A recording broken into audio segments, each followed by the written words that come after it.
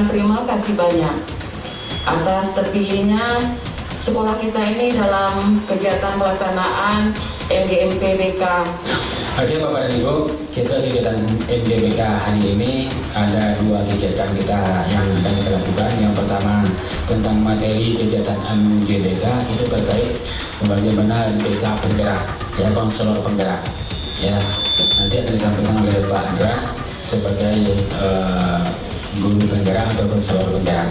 Kita nanti akan saling berbagi bagaimana informasi-informasi tentang sekolah penggerak yang insya Allah nanti akan membuat kita lebih eksis dan lebih bisa meningkatkan kemajuan pendidikan di sekolah. Assalamualaikum warahmatullahi wabarakatuh. Innalhamdulillah, la haula wa la quwwata illa billah. Asyhadu an la ilaha illallah wahdahu la syarikalah wa asyhadu anna Muhammadan abduhu wa rasuluhu sallallahu alaihi wasallam. La nabiyya ba'da, amma ba'du. Bersyukur kita kepada Allah Subhanahu wa taala berkat rahmat dan karunia-Nya. Alhamdulillah kita dipertemukan dalam rangka yang pertama sekali silaturahim, silaturahmi sesama guru BK dan silaturahim dengan saudara-saudara kita yang kebetulan ada di timpa musibah. Dan pada saat ini insya Allah kita akan berbagi dalam rangka kegiatan pendidikan tentang materi guru dalam perspektif Merdeka Belajar. Sebelum menyampaikan materi, mungkin ala kenal sebelum gue, halo. Alah, yang baru-baru lo baik, tak kenal maka tak sayang, tak sayang maka tak cinta. Untuk itu, awak sekilas S2 nama saya kilas S2 SPD. Dalam kehidupan sehari-hari akrab dipanggil Datuk, karena kita bernamu dalam Bagala. Kebetulan ada Datuk Mambuto Dirajo, merupakan guru BK UPT SMPN 1 Sungai Tarap. Dan saat ini merupakan calon guru penggerak angkatan 4 dari Kabupaten Tanah Datar. Pada kesempatan ini akan berbagi materi berkenaan dengan pemahaman program guru penggerak. Pada hari ini kita berbicara dalam perspektif Merdeka Belajar.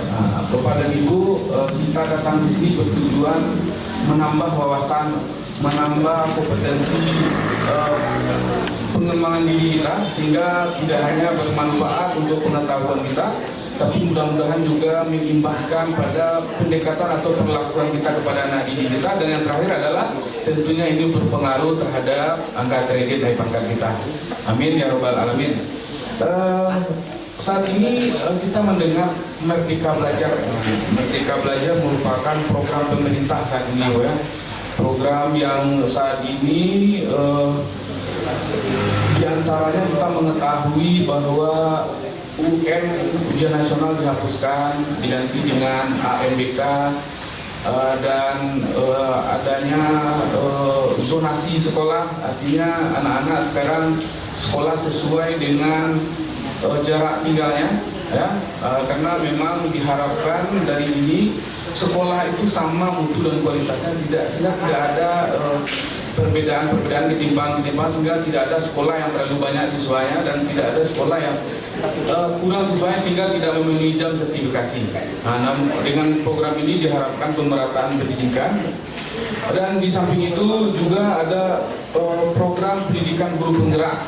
Ini merupakan bagian dari program Merdeka Belajar. Namun kebanyakan kita bertanya-tanya, apa sih Merdeka Belajar? Kebanyakan guru malah justru mempersepsikan Merdeka Belajar itu membuat siswa merdeka, sembarang di siswa kalau belajar sembarang dinyo, terserah dinyo, itu Merdeka Belajar, sehingga terjadi pemahaman-pemahaman yang salah, dan itu perlu kita pahami.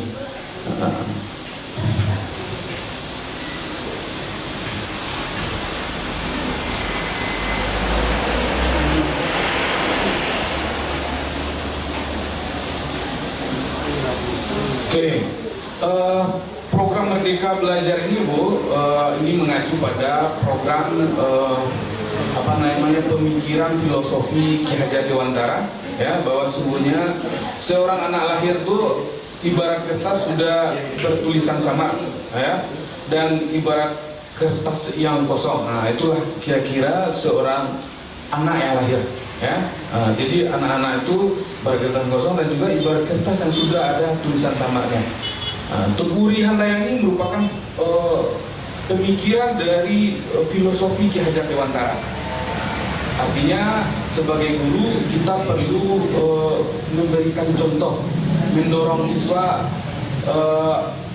untuk mengembangkan potensinya, dan di depan kita sebagai contoh. Dan pemikiran Tuguri Handayani ini adalah filosofi pemikiran Ki Hajar Dewantara dan merupakan lambang dari pendidikan kita. Jadi Tuguri Handayani ini sudah sangat lama sekali dan masih dipakai sampai saat sekarang. Namun kenapa bukankah sudah kita terapkan filosofi pemikiran Ki Hajar Dewantara? Lalu kenapa ada program Merdeka Belajar? Pada hari ini saya akan mencoba menjelaskan bahwa sungguhnya program dari ini bahwa filosofi pemikiran Ki Hajar Dewantara dianggap belum sepenuhnya diterapkan di sekolah, sehingga perlu kurikulum pendekatan agar pemikiran Ki Hajar Dewantara ini dapat kita terapkan dengan sebaik-baiknya. Di mana dalam perspektif Merdeka Belajar atau pemikiran Ki Hajar Dewantara itu bahwa memandang anak dengan rasa hormat. Jadi anak itu perlu kita pandang dengan rasa hormat. Di mana perspektif ini bahwa pendidikan itu hanya menuntun. Pendidikan hanya menuntun menurut Ki Hajar Dewantara. Faedahnya bagi hidup tumbuhnya anak sangat besar sekali. Kita menuntun dan manfaatnya itu adalah untuk tumbuh kembangnya anak kita. Pendidik itu diibaratkan sebagai petani. Seorang petani yang menanam padi hanya dapat menuntun tumbuhnya padi. Dia dapat memperbaiki kondisi tanah, ya, memelihara tanaman padi, memberi pupuk dan air, membasmi ulat-ulat atau jamur-jamur yang mengganggu hidup tanaman padi dan lain sebagainya.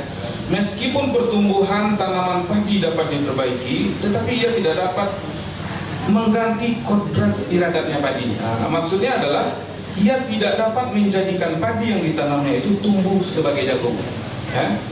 Selain itu ia juga dapat memelihara tanaman padi tersebut seperti halnya cara memelihara tanaman kedelai atau tanaman yang lainnya.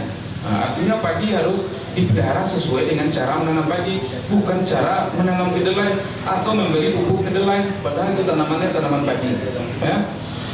Memang benar ia dapat memperbaiki keadaan tanaman padi yang ditanam, bahkan ia dapat juga menghasilkan tanaman padi itu lebih besar daripada tanaman padi yang tidak dipelihara. Tetapi mengganti kodratnya padi itu mustahil. Artinya petani itu bisa membuat padi itu subur, ya, dengan memberi pupuk, menyianginya, ya kan, dengan memperhatikan airnya sehingga dia tumbuh subur. Tapi petani itu tidak bisa mengubah padi menjadi jagung. Seperti itulah kita dengan anak didik kita. Jadi setelah saya mempelajari setelah lebih kurang 4 bulan pendidikan guru penggerak ini, ternyata pemikiran Ki Hajar Dewantara ini sangat cocok sekali dengan bimbingan dan konseling. Kerangka berpikirnya bimbingan dan konseling dan teori-teori kita dalam melakukan pendekatan bimbingan dan konseling. Artinya kita mengembangkan potensi bakat dan minat anak, ya, dan kita tidak bisa memaksakan apa yang menjadi kehendak kita. Contoh, anak-anak memiliki bakat yang berbeda-beda, namun kita memaksakan supaya anak itu bisa lulus UN matematika padahal potensinya di bidang olahraga. Sebagai guru bimbingan dan konseling kita akan sangat paham sekali dengan hal itu, sehingga saya merasa ini sangat cocok sekali dengan apa yang kita pahami sebagai guru bimbingan dan konseling. Lanjutkan bahwa di konvergensi teori, ya, anak lahir diumpamakan sehelai kertas yang sudah ditulis penuh, tapi semua tulisan itu suram, samar-samar. Pendidikan berkewajiban dan berkuasa menebalkan tulisan yang suram, samar-samar, dan berisi baik agar kelak nampak sebagai budi pekerti yang baik. Segala tulisan yang mengandung arti jahat hendaknya dibiarkan agar jangan menjadi tebal, bahkan bisa dibikin lebih suram atau samar-samar. Artinya karakter-karakter yang sudah ada itu kita kembangkan sehingga jelas ya karakternya, atau potensi-potensi yang ada itu kita kembangkan sehingga potensi itu muncul ke permukaan. Kalau ada bakat-bakat yang tidak baik atau karakter-karakter yang tidak baik, kita usahakan suram supaya tidak muncul. Misalnya sebagai manusia kok ada ego misalnya untuk berbuat tidak baik, berbuat tidak jujur. Kita upayakan supaya tindakan-tindakan tidak jujur kok menjadi sangat kecil sekali. Namun kalau ada potensinya yang pintar dalam matematika atau olahraga ya, perlu kita kembangkan, karena memang ada anak-anak yang tidak terjamah atau tidak dikembangkan potensinya sehingga potensinya itu terbuang sia-sia. Itulah tugas kita, kan sangat sesuai sekali dengan bimbingan dan coaching ya. Kita mengetahui bakat dan minat dan kita kembangkan bakat dan minat itu. Pendidikan hanya tuntunan di dalam hidup tumbuhnya anak-anak. Hidup tumbuhnya anak-anak itu terletak di luar kecakapan atau kehendak kita, kaum pendidik. Anak-anak itu sebagai makhluk, manusia, dan benda hidup, sehingga mereka hidup tumbuh menurut kodratnya sendiri. Kita kaum pendidik hanya dapat menuntun agar dapat memperbaiki lakunya, hidup dan tumbuhnya anak-anak tersebut. Bebas dari segala ikatan dengan suci hati mendekati sang anak, tidak untuk meminta suatu hak, namun untuk berhamba kepada sang anak. Ini kadang kata-kata ini menjadi polemik ya, Bu, berhamba kepada sang anak. Kata-kata ini bukan sekarang, sejak tahun 56 ya. Ini bukan tahun 56, sejak dulu Ki Hajar Dewantara sudah ada kata-kata ini, dan ini kata-kata berasal dari Bapak Ki Hajar Dewantara. Berhamba kepada sang anak bukan kita berhamba kepada Allah ya, tapi bagaimana kita berpihak kepada murid, bagaimana murid itu menjadi orang yang paling kita utamakan dalam pendidikan. Bukan menurut kita, tapi bagaimana sebaiknya pendidik itu, kita kan sebagai pelayan, bagaimana kita melayani anak didik kita supaya bisa berkembang dengan baik. Kita lanjut Bapak dan Ibu. Guru yang memandang anak dengan rasa hormat akan menjadi guru pembelajar. Kuncinya adalah refleksi dengan elemen-elemen utama. Yang pertama sekali, kesadaran adanya masalah yang menimbulkan keinginan tahuan. Artinya setiap permasalahan-permasalahan atau yang kita temukan dalam pendidikan itu merupakan keinginan-keinginan kita untuk mencari tahu, membelajarkan kita jadinya kan, dari yang kita tidak tahu atau kita punya masalah sehingga kita ingin menyelesaikan masalah itu. Yang kedua, bersikap terbuka. Guru yang pembelajar itu bersikap terbuka. Contoh gini, program guru penggerak, sebelumnya kurikulum 2013, sebelum itu KTSP. Artinya apa? Kita terbuka dengan perubahan-perubahan itu, karena tidak akan mungkin kita menolak perubahan itu. Yang abadi itu di dunia adalah perubahan ya. Perubahan adalah keabadian. Nah itu yang abadi itu adalah perubahan. Jadi kini Bobo kita terbuka dengan itu, karena memang contoh dulu kita sangat melarang anak kita main HP. Kini justru anak kita disuruh main HP. Karena apa? Pendidikan sekarang adalah pendidikan 4.0 di mana anak-anak perlu dituntut untuk berkembang penguasaan teknologinya. Bagus, itu penting. Salah satunya dulu kalau kita melamar pekerjaan kita pakai pos ya, diantar surat dalam pos, lalu 3 hari sudah tuh sampai, lalu di balelo 3 hari, memakan waktu seminggu. Kini orang mendaftar pekerjaan melalui email ya, melalui formulir ya kan. Dan kini wawancara tidak perlu ada tangga situ loh, ada Google Meet, Zoom ya. Bahkan untuk mengangkat barang di pelabuhan, dulu orang pakai tenaga manusia, kini lah pakai teknologi. Artinya teknologi saat ini berperan penting dalam kehidupan. Kalau awak tidak berteknologi, maka anak-anak awak akan menjadi anak-anak yang ketinggalan. Karena saat ini pendidikan awak sangat rendah dari segi literasi dan numerasi ya, hasil penelitian. Sehingga awak perlu dituntut menguasai teknologi. Tentunya teknologi itu perlu kita iringi dengan iman dan takwa. Karena kita tidak akan mungkin tidak berteknologi, ya kan? Auto saja lah banyak macam ya, bahkan lah metik ya. Dan HP saja lah banyak canggih ya. Maka kita tidak tahu gitu. Itulah kira-kira maksud dari pembelajaran ini. menerima kemungkinan berbagai perspektif ya, dan kemampuan mengambil keputusan. Nah, di antaranya guru ya mendata proses dan hasil belajar siswa, memberikan umpan balik kepada siswa, berdiskusi dengan kolega ya di sekolah atau di kampus. Nah, kalau kita berdiskusi di MGBK, meminta guru melakukan observasi terhadap apa yang kita lakukan, membuat video pengajaran, menulis jurnal refleksi apa-apa yang kita lakukan, membaca buku atau artikel ilmu profesi dan lain sebagainya. Nah, itu bagian dari gitu guru pembelajar, dan gitu tentunya tidak akan mungkin awak nak menambah pengetahuan awak. Tentunya awak hadir di MKBK itu pasti bertujuan untuk menambah pengetahuan awak agar pengetahuan awak itu bisa awak berikan ke anak-anak awak. Kalau awak nambah pengetahuan bahagia gitu. Contohnya gini, untuk mengurus pensiun saya melalui Silama ya. Kalau dulu enggak, orang mengajukan pensiun datang ke BKPSDM. Kalau gini melalui Silama, ya kan? Bahkan untuk naik pangkat nantinya direncanakan kita tidak perlu memasukkan lupa ke kantor dinas, tapi kita cukup upload segala kegiatan kita, angka kredit kita melalui aplikasi yang sudah ada. Nah, itu teknologi ya, zaman itulah berubah. Nah, sesuatu itu pasti berubah, dan perubahan itu adalah keabadian.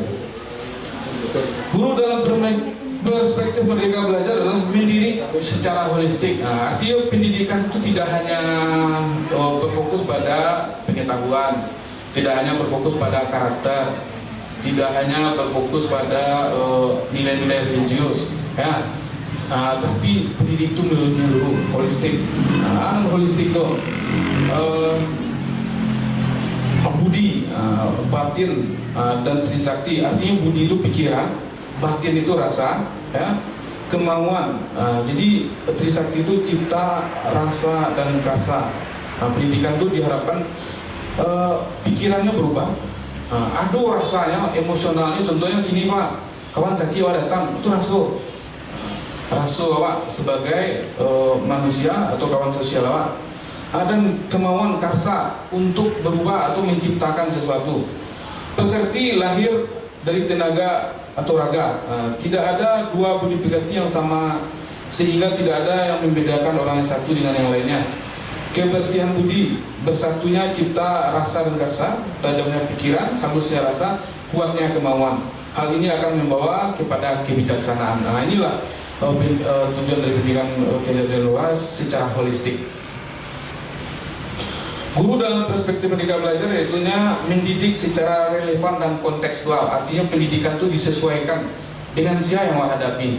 Kalau dulu pendidikan anak-anak zaman siswa, anak-anak itu takut di guru. Kalau gini, anak-anak itu banyak anak-anak. Kenapa kita sesuaikan? Kini anak-anak itu lah canggih-canggih, oke. Sementara awak nak tentu oke deh, kan? Wah, ibu nak tentu deh. Wadon-wadon itu bisa macam kan ya. Jadi awak sesuaikan dengan kebutuhan anak-anak zaman kini relevan. Ya? Kerangka utama filosofi Ki Hajar Gananegara, kodrat keadaan, kodrat alam, misalnya sifat bentuk. Sifat pokok tiap-tiap kebudayaan adalah universal, bentuk kebudayaan berbeda-beda sesuai dengan kodrat alam. Artinya kita mendidik anak-anak itu sesuai dengan kodrat alam. Kalau orang lintau, jangan samaan di orang Tanyuame cara mendidiknya. Apalagi dalam kata-kata saya, amu marabo, kalau pakainya kata-kata itu di lintau, berang orang lintau. Artinya sesuai dengan kodrat alamnya. Anak-anak itu kodrat alamnya disesuaikan. Jangan samaan anak pinggiran kota, jangan di kota. Kalau anak sebelimo, awak tinggal kelas tu je mereka seorang. Kalau anak-anak ibu-ibunya, jadi awak sesuai dengan kodrat alamnya. Kodrat zaman, kodrat zaman itu isi kebudayaan, ya, timbul karena pengaruh zaman yang ditempati masyarakat, ya. Artinya disesuaikan di zamannya. Ini zaman lalu teknologi, maka awak pakai teknologi loh, ya kan? Jangan sampai anak lebih tahu dulu daripada awak di zamannya. Ya, irama kebudayaan, cara menggunakan segala unsur kebudayaan. Jadi kita menggunakan segala unsur kebudayaan. Kodrat zaman kita ada. Ini istilahnya kodrat zaman ya, serba berteknologi. Bahkan banyak sekali robot-robot yang menggantikan manusia dalam lapangan pekerjaan. Sehingga contohnya kayak tadi itu pos itu nak berfungsi gini lah. Orang lah pakai email, lah pakai WA. Sehingga tidak perlu nunggu-nunggu lama dalam hal mengirim surat, ya kan? Bahkan ojek ini Apa tu anak-anak yang terlambat, bagus terlambat nak ojek pak. Terus kalau tanya orang kurang ojek, bagus nak apa pak? Dia payahkan dia nak tu sewa. Padahal anak-anak menunggu ojek menunggu sewa. Kalau di zaman teknologi itu pakai aplikasi Gojek, jadi orang ojek bisa tahu di mana orang membutuhkan ojek. Anak-anak pun bisa memesan ojek, tegak di siko. Di sementara kalau kita nak pakai teknologi, anak-anak lah menunggu di siko menunggu ojek. Sementara tukang ojek menunggu di pasar. Bahari payana sewa ojek tukang ojek. Jangan anak balah mono saya ojek. Padahal teknologi yang anda tentu kan. Dengan aplikasi tukang ojek itu tahu, ya. Bahkan alamat-alamat yang anda tahu ini bisa pakai UPS. Nah, tahu pakai alamatnya kan di Google Map. Nah, itu teknologi saat sekarang. Ya. Nah, banyak sekali kodrat zamannya. Ini tentang pokok-pokok kebijakan Merdeka Belajar. Yang pertama sekali, yang periode 1, ujian sekolah berstandar USBN diganti dengan ujian nasional. Rencana pelaksanaan pembelajaran RPP sekarang diserahkan. Guru berfokus pada anak-anak didik itu, sehingga tidak lebih waktu di administrasi loh. Nah, administrasi itu dipersingkat, ya. Nak banyak habis sementara anak-anak tak ada perhatian loh gara-gara sertifikasi kok dari kau organisasi nak mau sertifikasi misalnya kan. Nah, jadi gini disederhanakan administrasi itu, peraturan pemerintah tentang PPDB zonasi sehingga sekolah itu merata mendapatkan siswa. Nggak ada guru-guru namanya lu, nak ada siswanya kurang siswanya. Oke, yang kedua pembukaan program studi baru. Nah, ini di kampus Merdeka sistem akreditasi perguruan tinggi itu berubah, ya. Perguruan tinggi negeri berbadan hukum dan hak belajar 3 semester di luar program studi. Nah, ini di kampus Merdeka Belajar artinya siswa yang mahasiswa kuliah mengambil 3 semester di luar jurusannya. Karena apa bangga itu?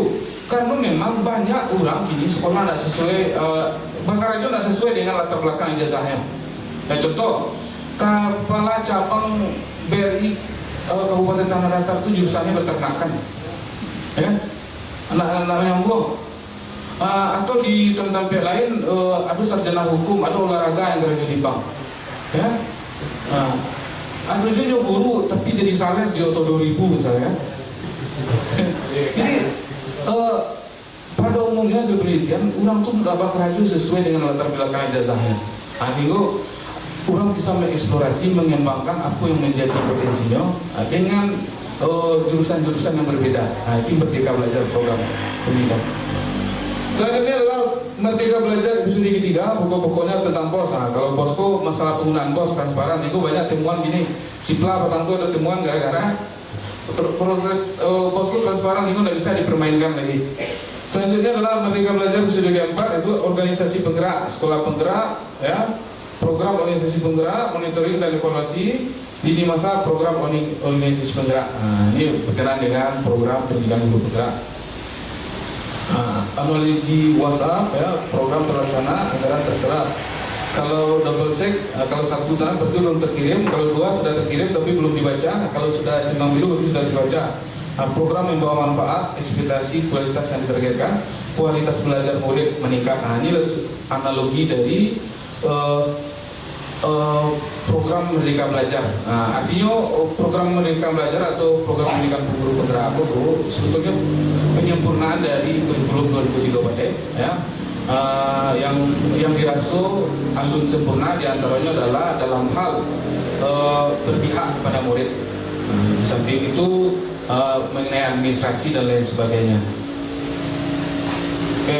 Tujuan dari program Merdeka Belajar itu terwujudnya profil pelajar Pancasila, pelajar sepanjang hayat yang memiliki kompetensi global dan berperilaku sesuai dengan nilai-nilai Pancasila. Di antaranya berketuhanan dan berakhlak mulia, kreatif, gotong royong, berkebinekaan global, bernalar kritis, mandiri. Dan jauh beda dengan kurikulum 2013 profil pelajar Pancasila. Selanjutnya kita belajar dari COVID-19 yang saat ini kita hadapi, ya, sikap mental nyaman dan tidak nyamanan, ya, mendukung percepatan terwujudnya budaya inovasi. Artinya ketika terjadi COVID, terus tidak boleh tatap muka, ya, sehingga teknologi yang awalnya direncanakan 10 tahun yang akan datang dipaksa harus muncul gini kok, sehingga anak-anak itu belajarnya online. Nah, namun sayangnya kita belum siap. Pertama sekali dari segi anak-anak, misalnya dalam keluarga itu ada 2-3, sementara HP cie, dia sama belajar, tentu tidak bisa hanya Google Meet. Itu dengan jaringan, ada dan sekolah itu ada jaringan, atau sampai anak itu ada jaringan, sehingga tidak bisa bertatap muka secara online. Terus yang sampai ada masalah kuota pakai internet, sehingga belum bermaksimal, namun itu adalah dipaksa untuk menggunakan teknologi yang harusnya 10 tahun lagi, ya. Pembelajaran online itu 10 tahun lagi. Sebetulnya pembelajaran online ini sudah dimulai oleh UT, ya. UT ada masalah UT tidak, ya. Masalah UT itu yang BGSD itu udah online.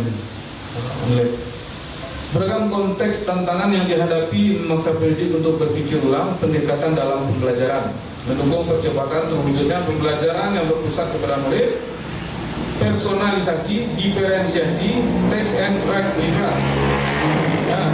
Minimnya kecemasan terhadap teknologi, perlunya percepatan pembangunan platform pendidikan nasional berbasis teknologi. Selama kau takut dengan teknologi, itu rusak anak-anak loh, ya kan?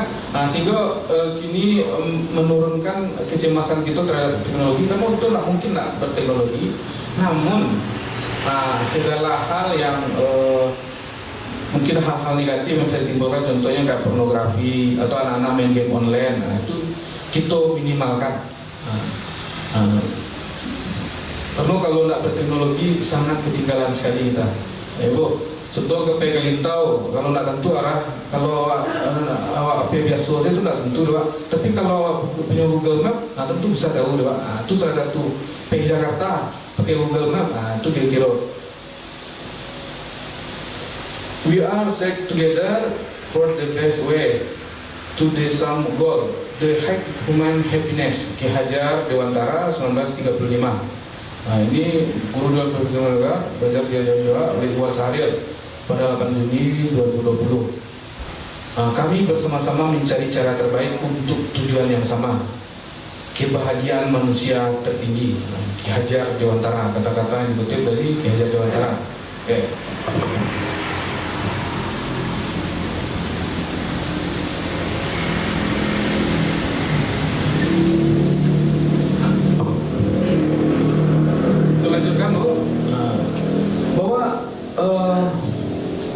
Dari pemikiran Ki Hajar Dewantara kan tentunya kita akan merdeka belajar.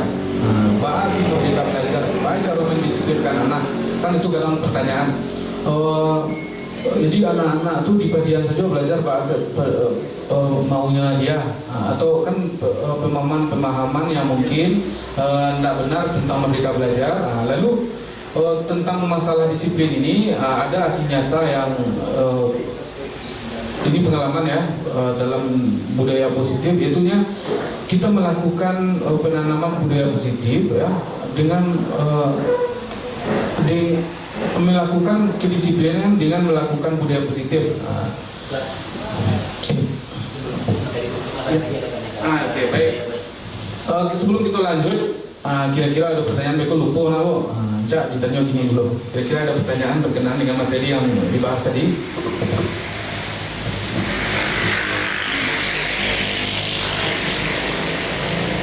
Tahu masukan silakan.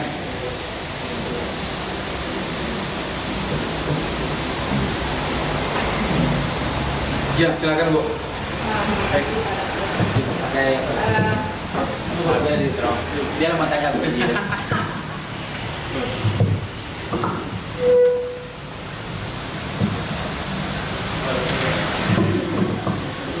Terima kasih atas materi yang disajikan oleh Pak Datua.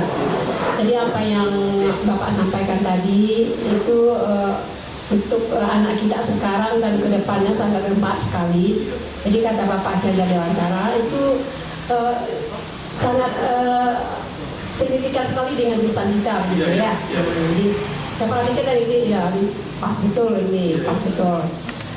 Tapi tadi disinggung masalah keadaan kita sekarang karena COVID sekarang ini mungkin merata kita mengalami persoalan ya, merata. Dulu kita melarang anak pakai HP, nah sekarang HP itu diwajibkan kepada anak-anak. Bahkan banyak persoalan yang terjadi pada keluarga. banyak sekali persoalan. HP 1, anak 3, ya akhirnya terjadilah harmonisan dalam rumah tangga itu. Menghadapi persoalan yang seperti ini, kita sebagai seprofesi perlu sekiranya, atau sekarang kita bahas atau nanti, bagaimana kita menanggapi hal ini, karena ini persoalan kita bersama, Pak, ya, persoalan kita bersama. Sangat banyak orang tua mengeluh mengenai HP ini, sangat banyak. Mungkin ada di antara anak kita yang berhenti sekolah karena telah keasikan bermain HP. Ada itu sekolah lain juga pernah saya dengar, ya, ada berhenti. Jadi mau tak mau ini HP kita perlukan. Nah, tapi persoalan kita timbul sekarang. Nah, jadi mungkin ya kita di sekolah sudah mencari solusi masing-masing, ya, bagaimana kita menghadapi persoalan yang dihadapi anak, bagaimana solusi kita. Mungkin ada di antara sahabat-sahabat kita ini yang mempunyai solusi itu untuk menyelesaikan persoalan yang kita hadapi secara bersama. Nah, di sebelum lanjut, karena tadi disinggung masalah ini, sedikit saya paparkan begitu, Pak. Ya, jadi terima kasih atas jawaban kita bersama nanti, ya, pembahasan kita ini. Saya rasa ini perlu sekali kita bahas begitu. Ini sangat mendesak sekali sekarang, sangat mendesak sekali. Kalau tidak sabar-sabar, memang agak susah kita menghadapi. Kenapa setiap guru bidang studi selalu melemparkan persoalan itu kepada kita, ya, dan melemparkan persoalan kepada kita. Ya, ini adalah satu tugas kita sebagai guru BK. Ya, mudah-mudahan dengan keberadaan kita bersama hari ini ada satu oleh-oleh yang kita bawa untuk menanggapi persoalan yang kita hadapi secara bersama. Terima kasih Pak Dato.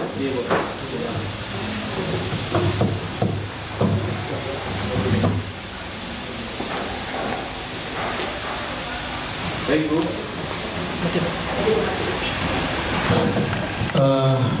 Terima kasih banyak kita ucapkan kepada Ibu kita, Ibu Anita, yang telah mempertanyakan berkenaan dengan dampak negatif dari penggunaan HP ini.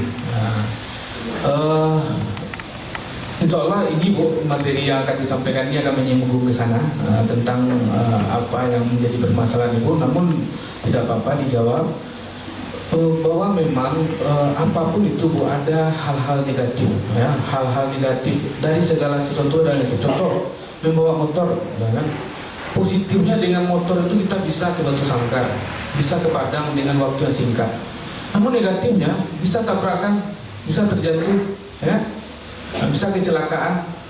Ayo, naik pesawat terbang, dengan pesawat terbang itu kita bisa 1 jam sampai di Jakarta, ya kan?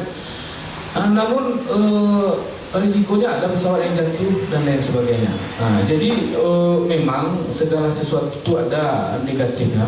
Tapi di dalam hal ini kita berfokus pada bagaimana manfaat dari itu. Contoh, dengan teknologi kita fokuskan, misalnya kalau memang anak itu berminat, punya bakat di sana, kita fokuskan mereka untuk mengembangkan dirinya dalam hal teknologi. Misalnya betapa banyak orang yang masih sekolah tapi dia YouTuber, bahkan penghasilannya sampai ratusan juta, ya. YouTuber itu kan nggak sembarang orang juga, orang yang menguasai teknologi. Artinya setiap kita tuh punya bakat dan potensi yang berbeda. Kita harus mengembangkan bakat dan potensi kita tadi, meminimalisirkan hal-hal negatif tadi.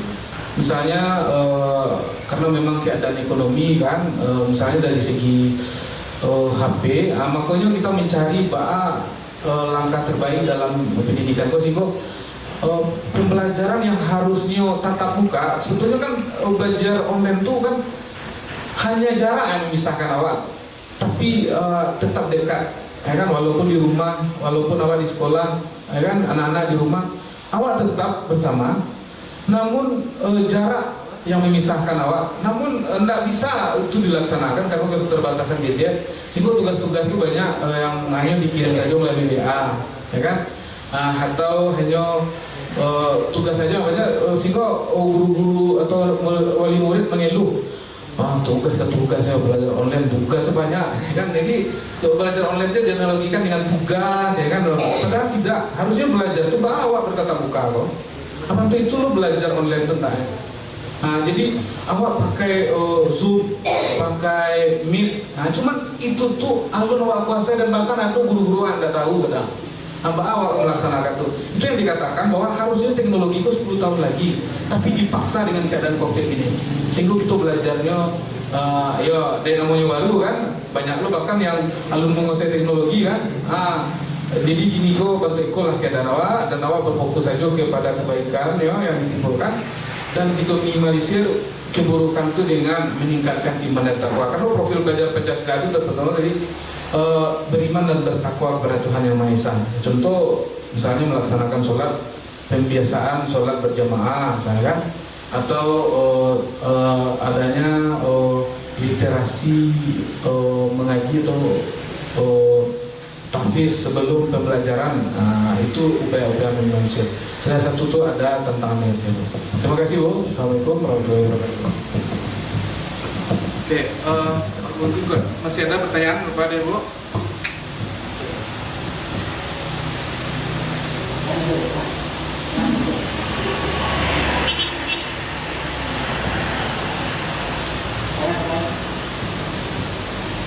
Ya, silakan.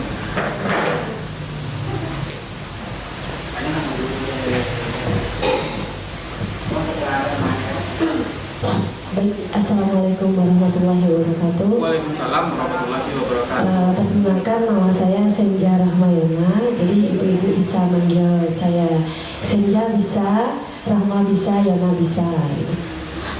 Saya mengajar di SMP 3 di Kampung Utara.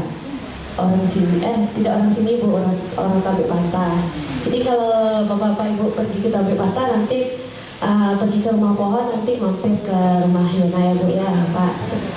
Jadi menanggapi dari pertanyaan dari Ibu tadi, saya setuju sekali dengan Bapak yang menyatakannya bahwasannya sekarang ini kita tidak bisa dilepaskan dari teknologi itu sendiri.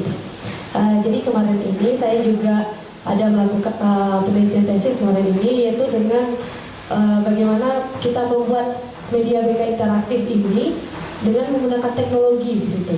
Kan kebanyakan kita kalau misalnya memberikan layanan informasi karir kan biasanya dengan template atau spanduk atau brosur seperti itu.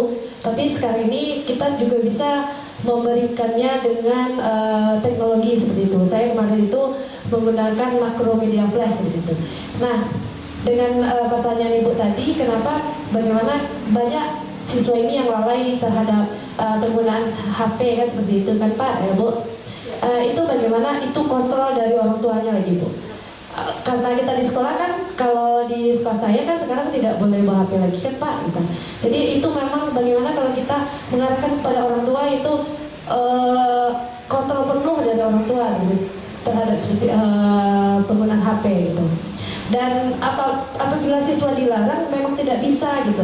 Apalagi di industri 4.0 ada pekerjaan-pekerjaan yang muncul, seperti gamer itu udah pekerjaan sekarang nih Pak.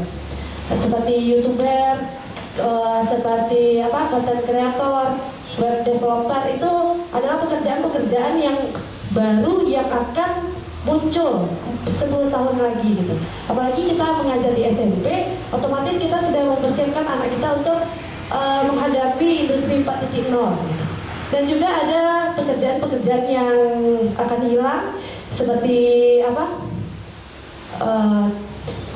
tukang pos begitu kan, seperti pengantar surat, sama ya Pak, seperti tukang cetak tuh juga akan hilang gitu. Jadi memang industri teknologi ini tidak bisa dipisahkan dari kita dan juga anak-anak kita seperti itu. Dan nanti kalau saya juga ada menciptakan media BK interaktif, nanti bisa saya share gitu ke MGBK. Kemarin sudah dilakukan penelitian kepada 10 orang guru BK, kepada Dilas begitu, kepada Kak Gita, ada juga kepada Bu Mega kemarin Pak gitu. Jadi nanti biar di share ke grup nanti Pak. Terima kasih. Assalamualaikum warahmatullahi wabarakatuh. Waalaikumsalam warahmatullahi wabarakatuh.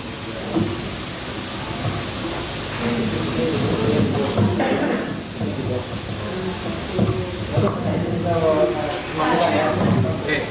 Langsung bersama Pak Iya. Indra. Mikir Pak. Baik, terima kasih waktunya. Iya Pak. Oh. Saya merasa materi yang Pak Andra sampaikan ini cukup menarik sekali. Ini sesuai dengan tuntutan zaman sekarang ini, ya. Dan kemudian saya mendengar Ibu Senja, tadi saja udah enggak, baginya ya. Nah, ya, jadi Senja kan kalau membuka YouTube baca Senja. Nah, gitu.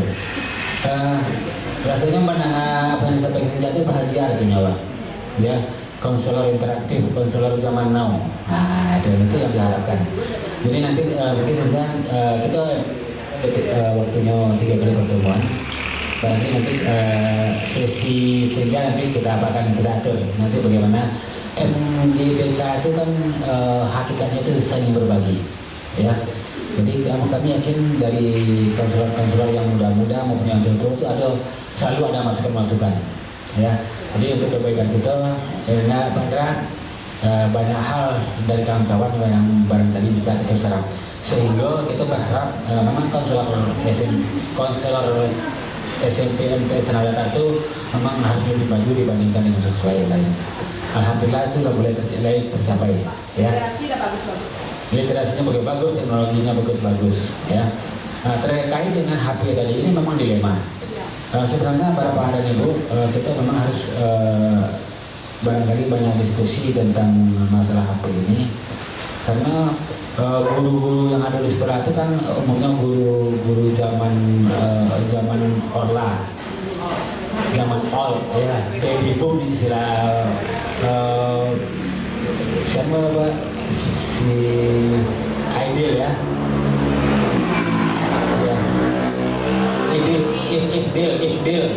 Ifdil, ya. Baby boom zaman Ifdil. Memang salah posisi anak-anak awak zaman now itu zaman lama, ya, sehingga kita tidak terbiasa menjadi anak macam api itu tidak nyaman kita pada anak guru mengajar itu maksudnya. Padahal teknologi itu ini memang kita lebih lebih anak-anak itu ada teknologi, ya. Anak-anak dilarang main HP sebenarnya harus nanti mendaftar ke HP, ya. Ujian mengisi data segala macam dengan internet segala macam. Jadi anak sebenarnya tidak bisa dipisahkan dengan HP. Sementara guru-guru yang ada sekarang masih risih ketika anak memegang HP. Ya, jadi barangkali kalau nanti kalau di luar negara itu informasi yang kita dengan anak-anak yang beragam itu belajar tuh anak-anak pegang HP, pegang laptop, ya, internet jalan taruh, dan mereka sudah terbiasa. Awak guru-guru nanti biasa oleh, ya, memasuki HP anak-anak kira yang dibacinya itu materi yang awak sampaikan dari guru, dicarinya di internet untuk melengkapi informasi yang disampaikan oleh guru. Awak mengaku anak itu chatting-chattingan, ya. Tapi karena memang situasi kita di zaman perubahan, memang nyatanya model itu anak-anak itu justru dibandingnya chatting-chattingan, ya. Tapi kalau lah maju nanti, memang HP itu dimanfaatkan untuk mendukung kegiatan belajar. Jadi barangkali ini masalah transisi, Ambo itu masih dilema, apakah anak Ambo masih tidak berani melarang anak bawa api habis-habisan, ya. Nampak kalau ada kawan-kawan itu bukan nampak anak bawa api, tangguh sekali, Ambo dah anak main api di sekolah Ambo melengah, sengaja mau melengah. Di sana Ambo awak butuh, ya, ini butuh HP. Coba bayangkan bapak dan ibu tinggal HP di rumah, Ambo pulang enak, ya. Ketika HP awak tak bawa itu begitu kakunya rasanya lah. Kalau aku masuk lah banyak yang kurang kesana, ya. Begitu apalagi anak begitu tertaiknya dengan HP. Nah, tapi bagaimana nanti kita seperti disampaikan pertanyaan kita itu barangkali pertanyaan kita dirasakan oleh kita semua, ya. Tapi dengan apa yang disampaikan oleh Pak Raja tadi, bagaimana dengan intak dengan orang tua dan segala macamnya, perlahan-lahan ini nanti bisa menjadi lebih baik. Kini kok tidak bisa loh, bimbing orang tua main HP panjang loh. Jadi kita ama main HP loh, jadi kami di loh. Kita berharap ya, memang HP itu bagaimana dengan sendirinya mereka masukan-masukan akhirnya dengan sendiri berubah, memang dimanfaatkan untuk hal-hal yang positif.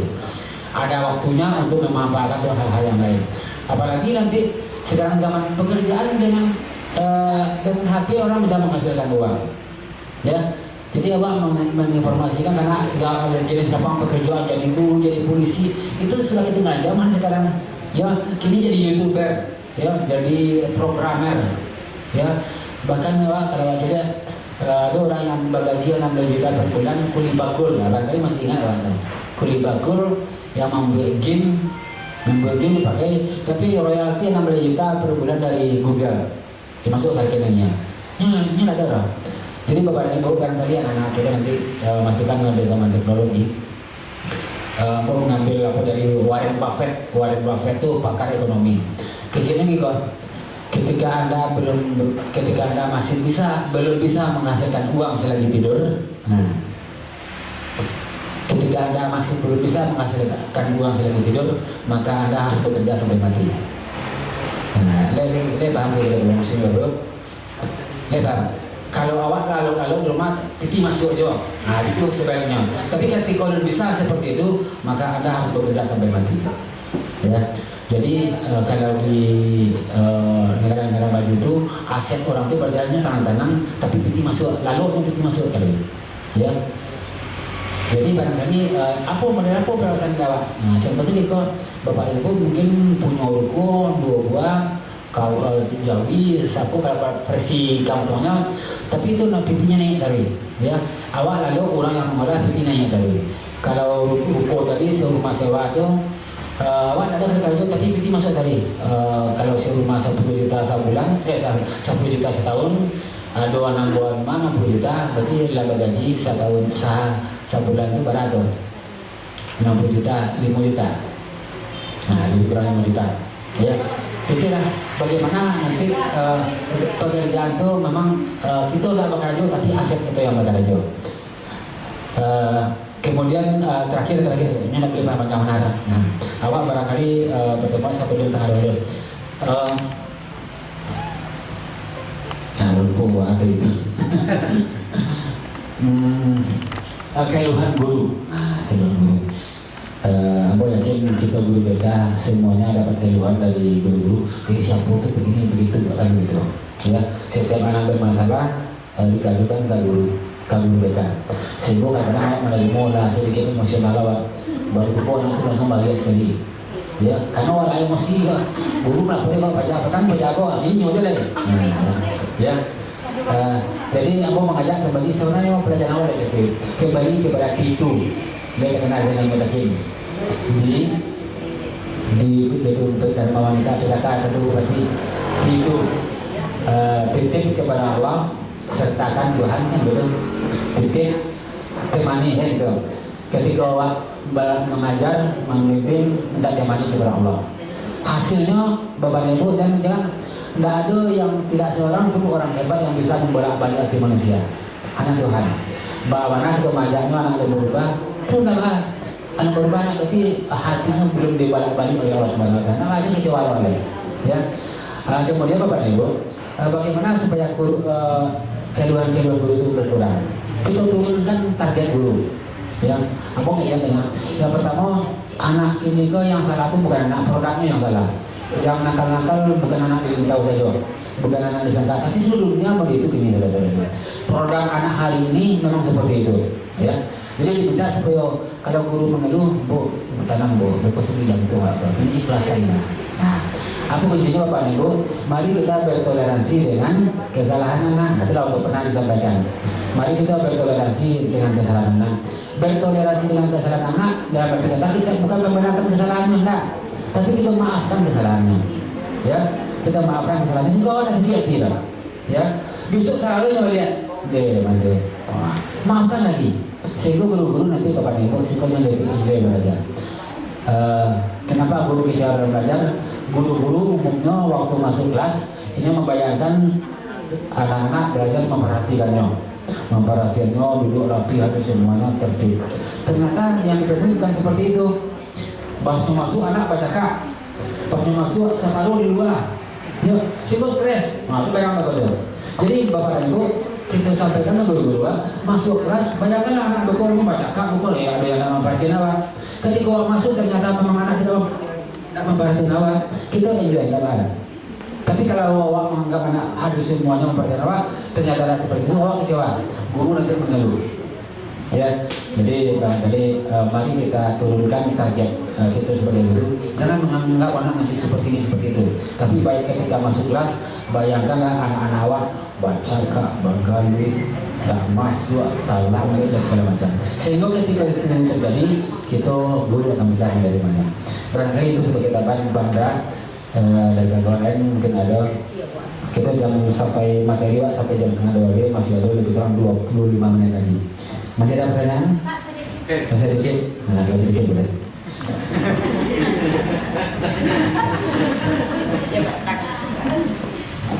Terima kasih atas waktu yang diberikan.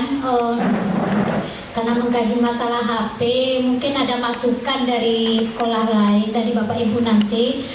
Karena memang di kami di sekolah, sebagaimana kita ketahui masa SMP itu kan memang benar-benar masa labil bagi anak dan tidak tahu efek apa yang dia lakukan. Karena contoh di sekolah kami kalau dilarang anak membawa HP memang susah dilarang. Tidak dilarang dia tidak tahu penggunaan HP yang positif. Contoh pernah terjadi di sekolah karena anak bawa HP, kadang-kadang anaknya sedang BAB pun divideokan gitu kan. Jadi saking dia nggak tahu efeknya, hasil video itu dia sebarkan di YouTube, lewat FB atau status WA-nya gitu kan.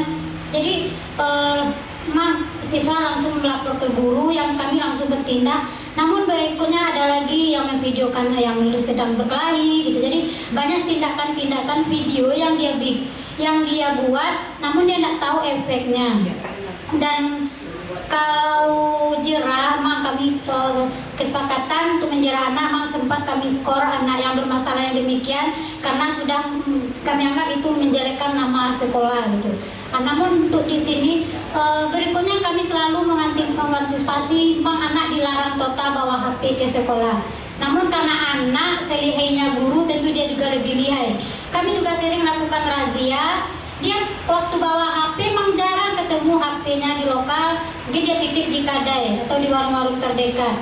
Bahkan kami kalau yang kedapatan membawa HP, langsung nanti orang tua yang mengambil ke sekolah, baru bisa kami mengembalikan HP. Kalau dulu waktu sebelum daring, siswa yang kedapatan membawa HP nanti akan dikembalikan pas kenaikan kelas. Itu sudah kami lakukan. Namun karena daring tentu tidak mungkin itu lagi, namun yang kedapatan membawa HP langsung ke orang tua. Namun kendalanya di sini bagaimana membuat anak itu tahu gitu kan, karena dia labil ini memanfaatkan HP ke teknologi yang jauh lebih positif. Jadi susah kami mengontrolnya untuk membawa HP. Mungkin itu sedikit. Mudah-mudahan ada jalan keluarnya bagi kita semua. Terima kasih. Assalamualaikum warahmatullahi wabarakatuh.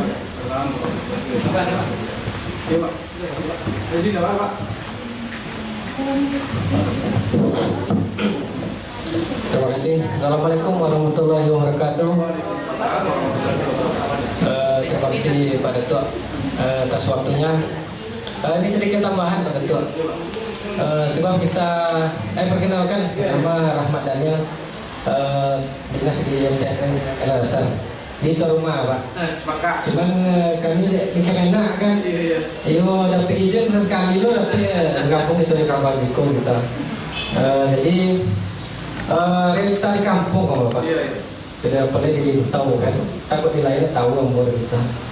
Masalah yang timbul akibat perkembangan zaman ini tentu ada positif dan negatif. Kalau awak di kampung kok Pak, kebanyakan kan memang kemarin HP itu diwajibkan dalam untuk belajar sistem daring kan.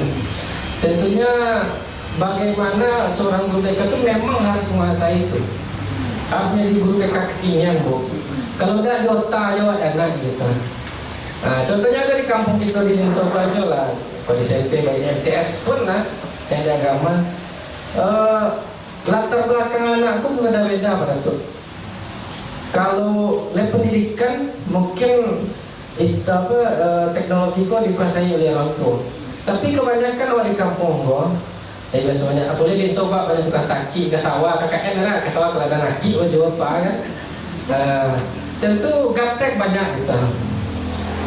Setidaknya kita sebagai guru BK dalam pengontrolan siswa terhadap api itu, dia mak jadi buat dulu dia anak lupa. Kadang-kadang baca lihat permasalahan timbul, apalagi hubungan muda ini kan, video call aja. Orang tua kadang-kadang tahu apa pun video call ya. Lalu pelajar nak lain, itu masalah timbul loh bu. Memangnya banyak dampaknya gitu kan. Kadang-kadang kan di tonton tuh pojok Pak Jamaah mau ngecek tuh gitu. Itu enggak, memang sudah rahasia umum. Dan orang tua kok dia gaptek, bapaknya kamu kontrol. Dan tadi kan dikontrol sama orang tua siapa? Tentu orang tua yang tahu dengan teknologi. Bagaimana orang tua yang kampung tadi dengan gaptek? Tentu guru BK sekurang-kurangnya mengajarkanlah. Kalau memang ada kondisi ada sebuah masalah anak itu kan, ketahuan yang menimpa video porno kan. Kebanyakan nampak dan bocor dia dalam proses anak-anak yang ada hal negatif di dalam HP itu kebanyakan anak yang berkunci HP, Pak. Coba bayangkan kalau orang tua itu tidak tahu kalau soal kunci HP, apalagi video call tahu kan. Jadi intinya mereka pun nampaknya memang kalau ada mengenai masalah pada itu sekurang-kurangnya kulit-kulitnya aja untuk baca HP itu kita ajarkan kawan tua. Jadi tidak ada alasan dek zaman kini tuan tua orang tua lama tak pandai bape. Sebab kalau tak tahu orang tua segini dari hal tersebut maka akan menimbulkan dampak yang lebih berbahaya. Video call aja nyo, tidak? Kecil amaknya adalah lalu namo. Kira dia lama, kok masalah namo dia tadi MTS kau begitu, kau kita buka aja kan? Itu. Ternyata apa? Dalam zoomnya dia nak ya video call yang cowok itu. Kita juga amal yang pandai buka HP nak kau dah tahu umur 4 kecil ada itu aku. Jadi nampaknya kalau takkan terlampau mendalam itu ajarkan lah. Ya yang pertama kan memang guru BK aku tak boleh gaptek lo gitu kan. Nah kedua kalau ada kita menemui masalah seperti itu tentunya kita arahkan orang tua walaupun dia gaptek itu sekurang-kurangnya buka kunci HP bisa. Nah video call itu apa? Nomor WA atau bukan simpel-simpel aja itu kita. Supaya apa? Hal-hal yang negatif itu melalui itu dan awal-awalnya Pak Bu kita. Sampai di kunci HP lah, ada tanya Pak ya. Itu permasalahan sering di kampung itu pada itu. Ya itu. Terima kasih. Assalamualaikum warahmatullahi wabarakatuh.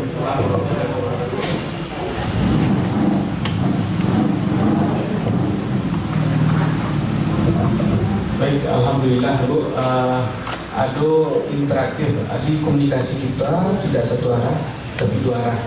Artinya kita risiko berdiskusi dan dengan keadaan itu mudah-mudahan apa yang menjadi permasalahan di pikiran kita berkenaan dengan permasalahan ini sehingga kita memiliki sikap, ada sikap setelah itu berkenaan dengan apa yang menjadi pemikiran kita ini.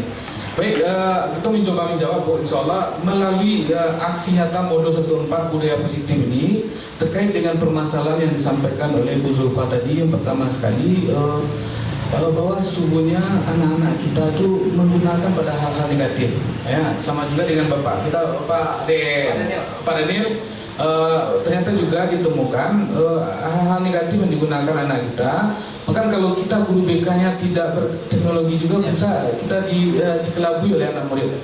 Bahkan ada juga kejadian mereka mengirim soal atau jawaban melalui Google karena gurunya tidak paham dengan hal seperti itu. Jadi latih kicau saya padahal itu apa dari Google misalnya.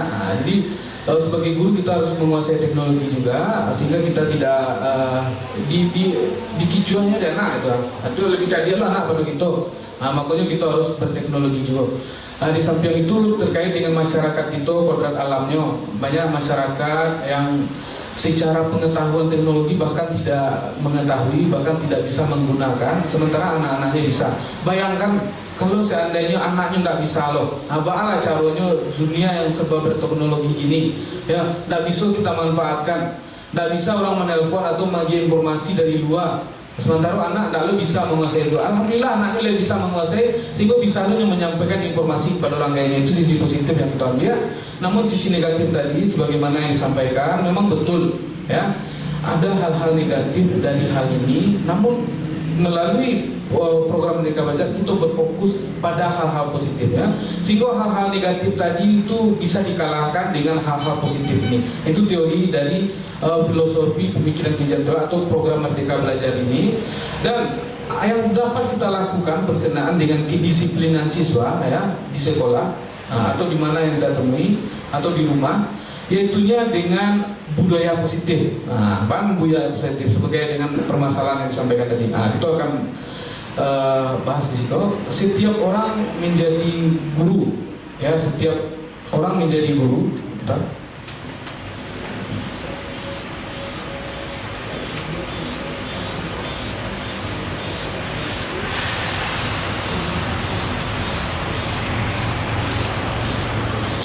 Setiap orang menjadi guru, setiap rumah menjadi sekolah.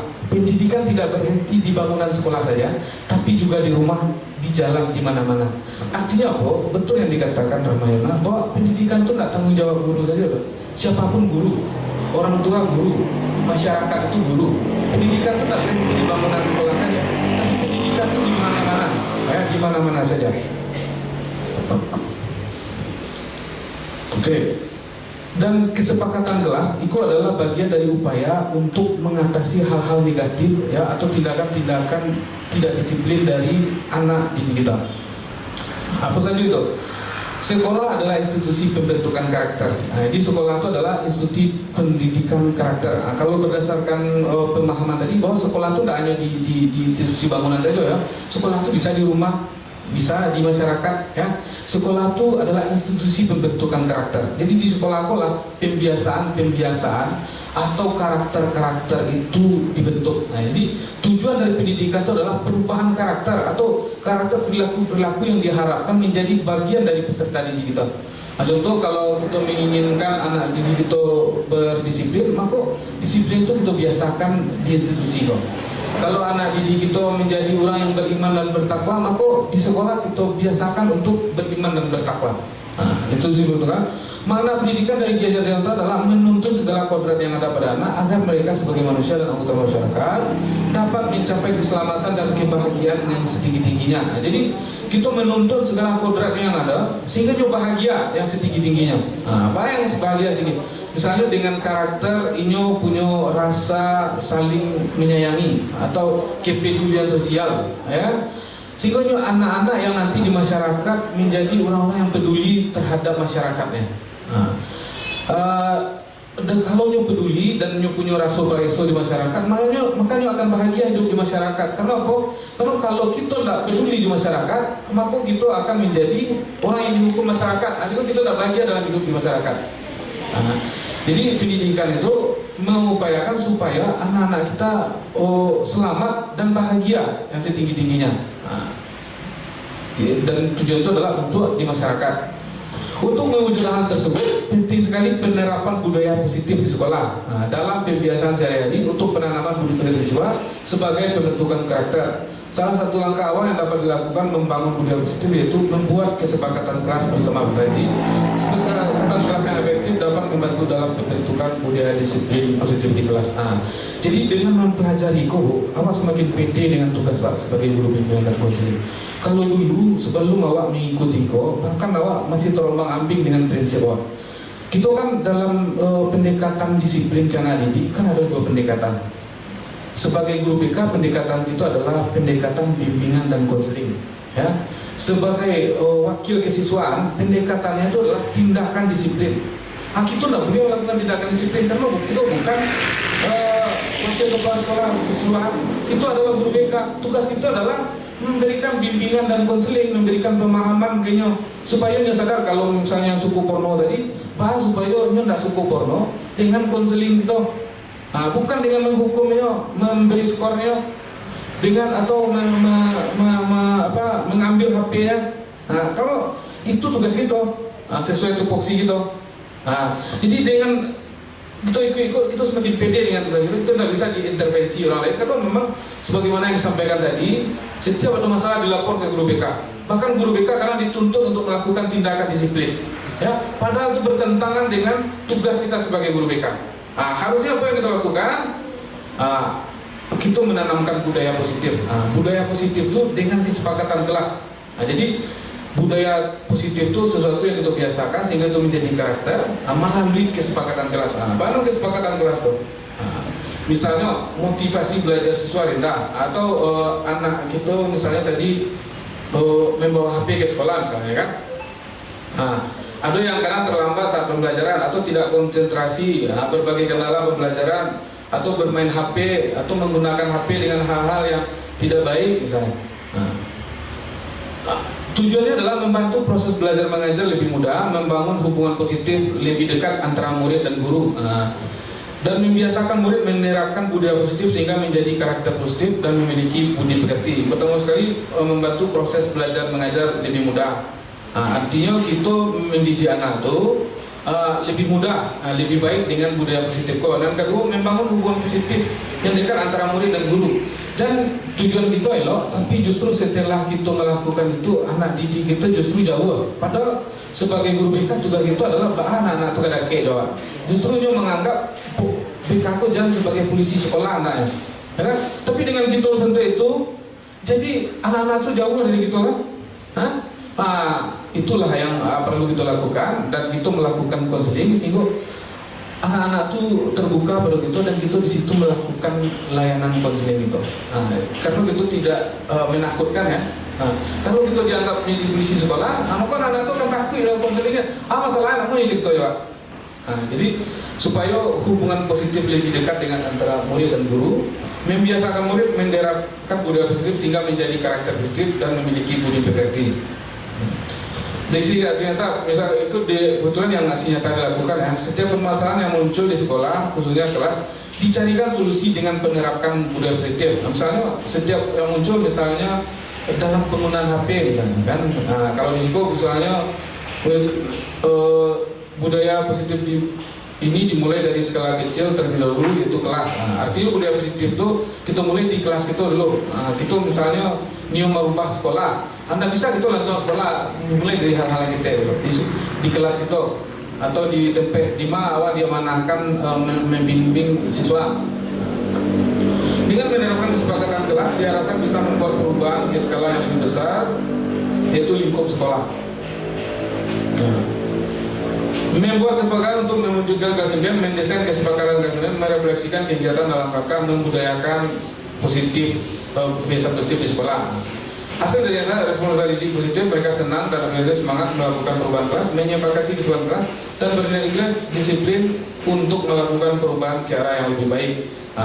Apa bentuk kesepakatan kelas? Bersikap jujur, rajin belajar, bertanggung jawab, disiplin, saling menghargai, membuang sampah pada tempat, tidak sering terlambat, atau menggunakan HP untuk hal-hal yang baik. Itu kan kesepakatan kelas yuk. Kalau seandainya ternyata berdasarkan kesepakatan kelas tidak dilakukan, kalau kira-kira sebagai guru BK apa yang kita lakukan?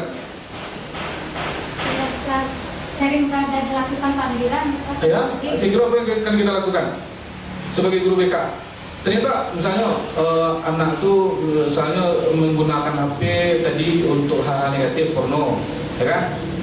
Atau dia video call dengan pacarnya, ya? Lalu ketika kita buat kesepakatan sekelas itu, ternyata dia melakukan itu. Kira apa yang akan kita lakukan sebagai guru BK? Apa yang akan kita lakukan? Tentu kita konselingin lah. Kalau di program guru penggerak kita lakukan teknik segitiga restitusi. Makanya saya mengatakan bahwa apa yang menjadi program pendidikan guru penggerak sangat cocok dengan kita sebagai guru BK. Pemikiran-pemikiran, pendekatan-pendekatan yang dilakukan, yang dipahami selama mengikuti itu tidak bertentangan dengan tugas kita sebagai guru BK. Karena itu yang kita alami, ya. Kecuali kita beranggap bahwa pendekatan, ya, pendisiplinan itu melalui tindakan disiplin. Kalau secara BK, tindakan disiplin itu tugas kita atau tidak? Makanya sangat cocok sekali dengan tugas itu sebagai guru BK.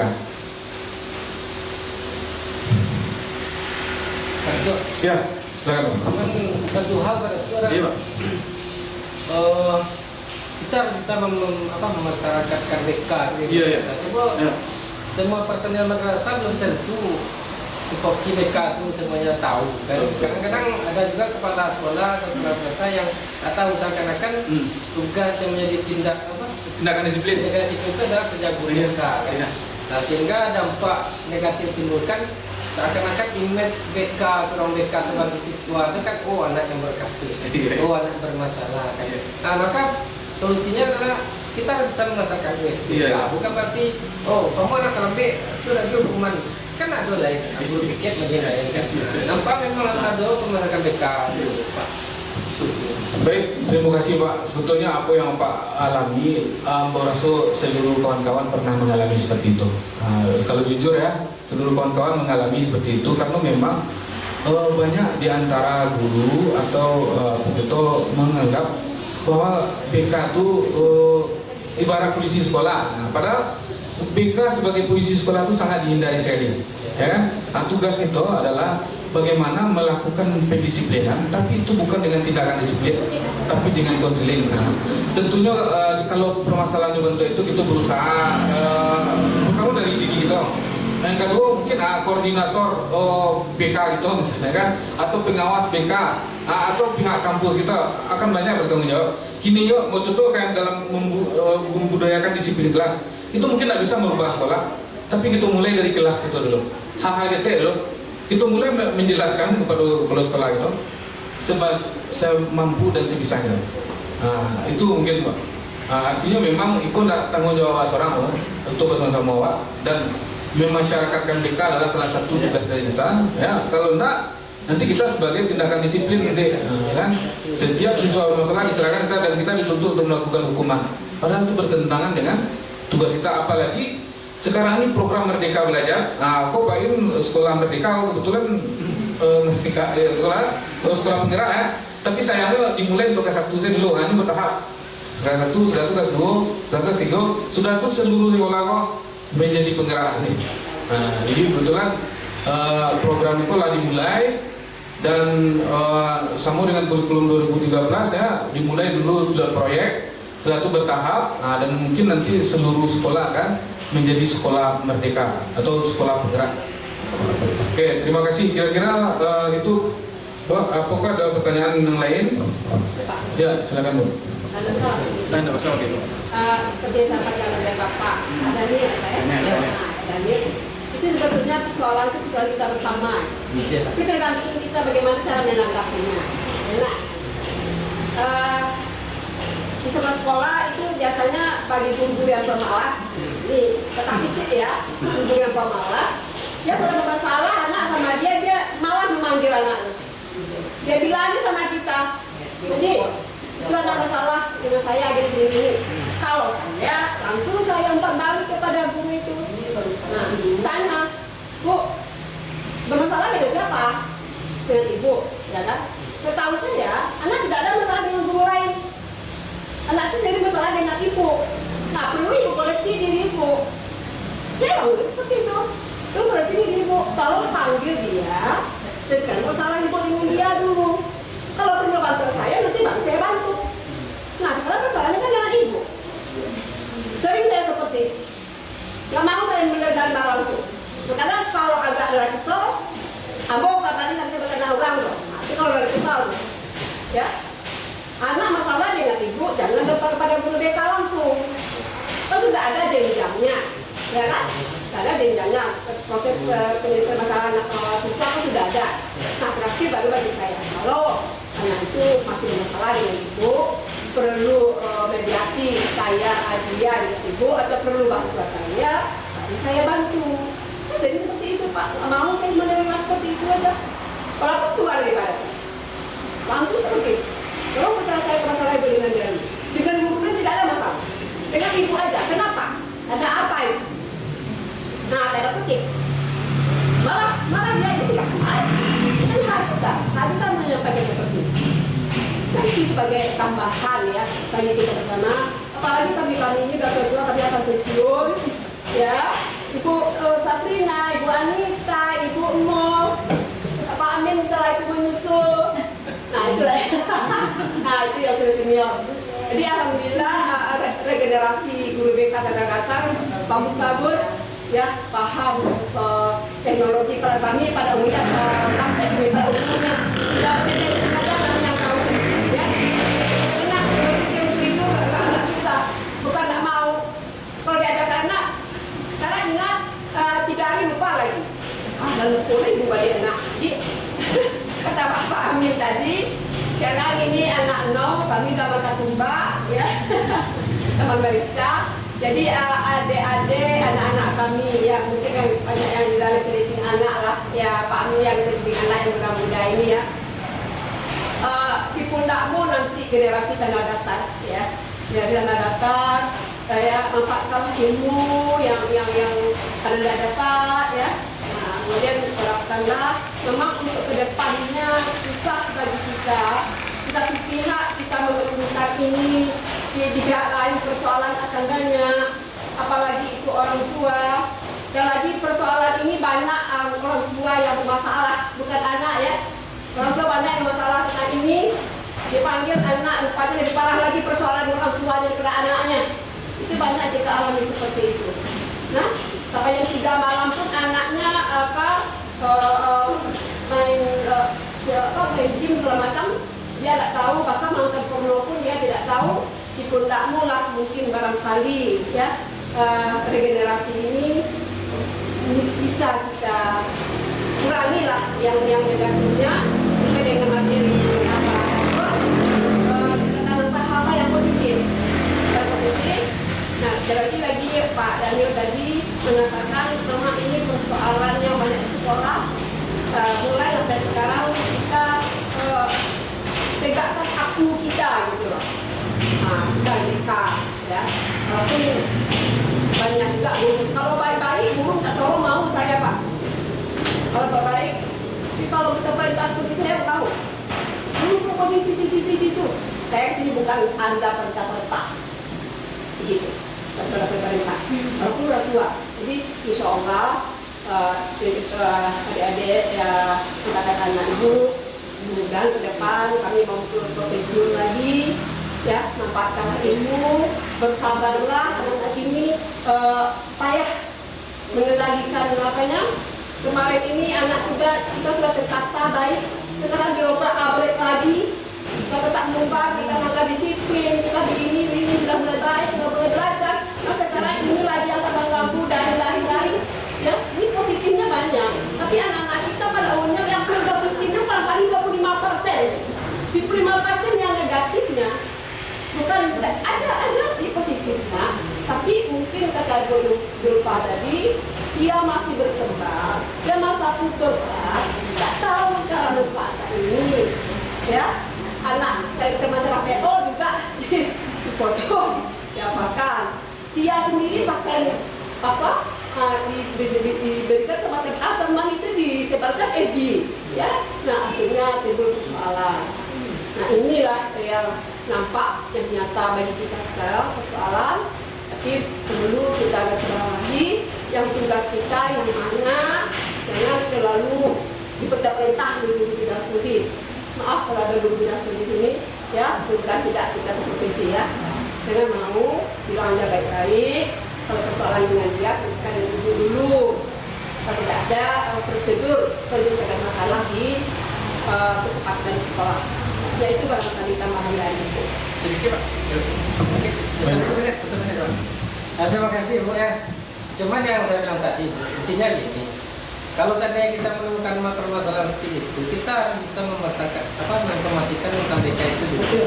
Mungkin kalau saya individu kan ketika rapat saya sampaikan bagaimana jalur prosesnya. Ya, ada jalur. Sehingga kalau demo prinsipnya Allah Masabirin. Nah, begitu. Allah bersama sahabat. Ada pun mungkin ada kawan-kawan guru itu yang belum paham tentang fungsi BK. Aku sampaikan.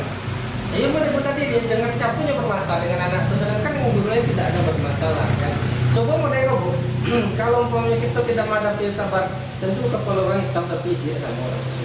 Kalau kita dewasa dengan emosi, kemudian itu sampaikan tadi mungkin ada permasalahan karena kamu rasa kalau kamu menghadapi belum deh, kamu bodohnya balik, mungkin ketikanya tak kalau ketika mengajak itu gratis. Nah, kamu sampaikan itu belajar dari sampaikan ke kawan itu. Sehingga beko ketika kita menghadapi anak, itulah beda penyelesaian masalahnya berbeda kok. Jauh belum mata pelajaran menyelesaikan masalah. Kalau belum pelajaran, awal deh guys, ya kan? Mentang awal ini awal gitu, ya kan? Nah, sedangkan mereka Pak, alhamdulillah, nanti Allah masuk tadi, tidak itu kita lampulin anak-anak SMP, anak MTS kan, semakin Korea apanya semakin Mampangkin kawak itu, ya tidak roboh lah, ini lah buatan udah obat. Kan lepas kualitaskan, nah itu. Katanya kita sebagai mereka jangan sampai menyaksikan kebermasalah itu dengan tapi dengan sabar, dengan kita akan mencarikan solusi, membantu mencarikan solusi. Ya. Bukan memberikan hukuman seperti sampaikan oleh Bapak. Terima kasih. Ya. Terima kasih. Baik, sebagaimana kesepakatan kita, alhamdulillah hari sudah jam 11:30 lah. Nah, kira-kira masih ada Bu, Bapak Ibu, sebelum kita akhiri.